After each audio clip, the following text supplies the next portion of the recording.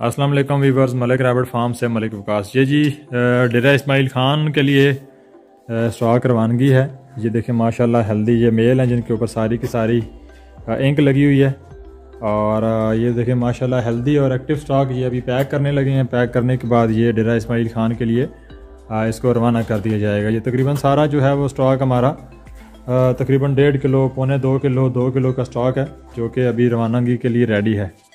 تمام پیس ہیلدی ہیں، ایکٹیو ہیں اور زبردست طریقے سے جو ہے وہ کھا پی رہے ہیں۔ ابھی صبح کا ٹائم ہے، روشنی تھوڑی سی کم ہے، تو انشاءاللہ یہ آج جو ہے وہ ڈیرہ اسماعیل خان جو ہے وہ سارا اسٹاک روانہ ہو جائے گا۔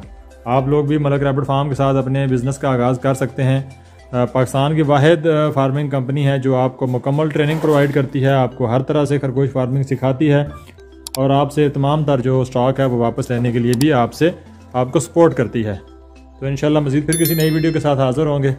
بہت شکریہ، اللہ حافظ۔